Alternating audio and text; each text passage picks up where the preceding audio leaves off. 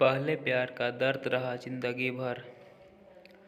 अनामिका मध्य प्रदेश से दिल्ली कॉलेज के लिए आई थी और अयान राजस्थान से उसी कॉलेज में पढ़ने आया था। अयान एक सीधा साधा सा लड़का है जो ना लड़कियों से ज़्यादा बात करता है और ना किसी से ज़्यादा मतलब रखता है।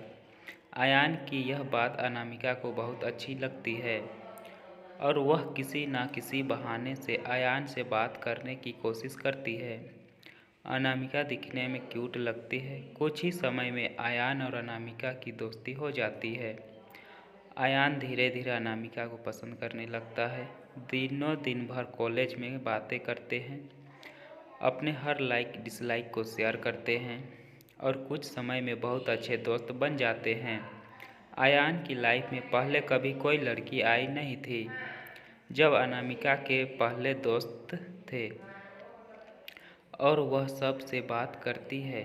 अयान को यह पसंद नहीं था। एक दिन बातों ही बातों में अयान अनामिका को अपने दिल की बात बता देता है। अनामिका उससे एक दिन का वक्त मांगती है और कहती है, मैं कल तुम्हें इसका जवाब दूंगी।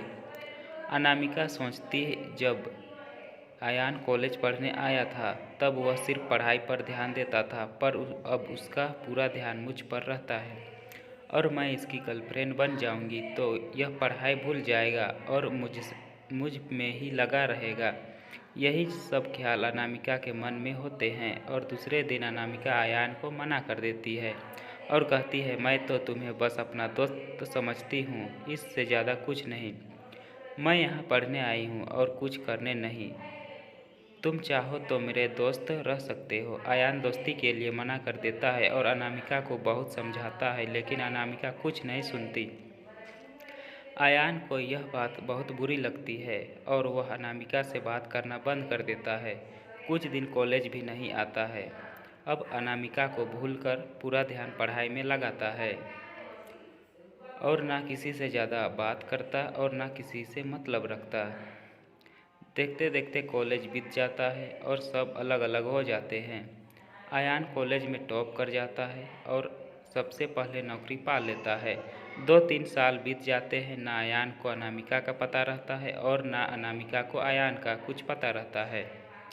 अयान अपनी कंपनी छोड़कर एक नई कंपनी में ज्वाइन करता है जिसमें उसकी पोस्ट पहले से बहुत अच्छी और पगार दोगुनी रहती है। जब अयान पहले दिन ऑफिस जाता है तो उसे पता चलता है अनामिका इस ऑफिस में उसकी जूनियर है। वह उस पर बिल्कुल भी ध्यान नहीं देता है और काम में ही लगा रहता है। कुछ दिनों ऐसे ही चलता है, पर दोनों एक दूसरे को पहले से जानते थे और एक दिन दोनों को एक प्रोजेक्ट के लिए साथ में बाहर जाना पड़ता है। प्रोजेक्ट के बाद ना चाहते हुए भी अयान और अनामिका की बात होने लगती है। अनामिका अयान को समझाती है आखिर उसने उसको मना क्यों किया था। अयान को अनामिका की बात समझ आ जाता है और दोनों में गहरी दोस्ती फिर से हो जाती है। पूरे ऑफिस में दोनों की दोस्ती के चर्चे होने लगते हैं। अयान सीधा साधा लड़का रहता है, उसको ज़्यादा कुछ समझ में नहीं आता है। अयान कुछ समय बाद अनामिका को डिनर पर ले जाकर फिर से प्यार का इजहार करता है।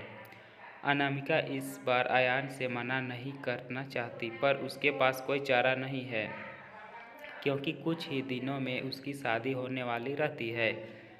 अनामिका अयान को अपनी शादी की बात बताती है। इस बार अयान का दिल पूरी तरह टूट जाता है।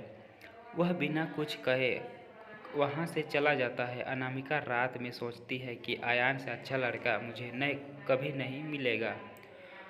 वह फैसला करती है कि कल अयान को हाँ कर दूंगी और मम्मी पापा को अयान से शादी के लिए मना लूँगी।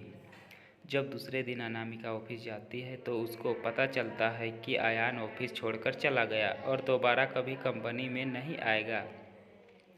जाते जाते अयान अनामिका को एक खत लिख जाता है, जिस दिन मैंने तुम्हें देखा था उसी दिन से मैं तुमसे प्यार करता हूँ।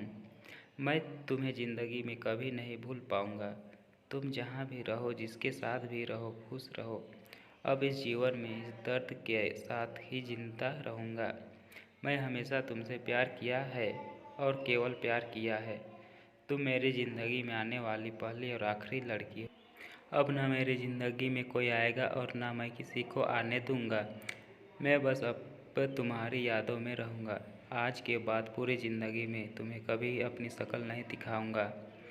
बस भगवान से यही दुआ करता हूँ, तुम जहाँ भी रहो खुश रहो और शादी के लिए बहुत बहुत शुभकामनाएं। अनामिका अयान को खोजने की बहुत कोशिश करती है, पर कई साल के बाद भी उसको अयान नहीं मिलता और वह अपने माँ बाप की पसंद के लड़के के साथ शादी कर लेती। इस तरह दोनों हमेशा हमेशा के लिए एक दूसरे से बिछड़ गए और दर्द के साथ अपनी ज़िंदगी व्यतीत करते हैं।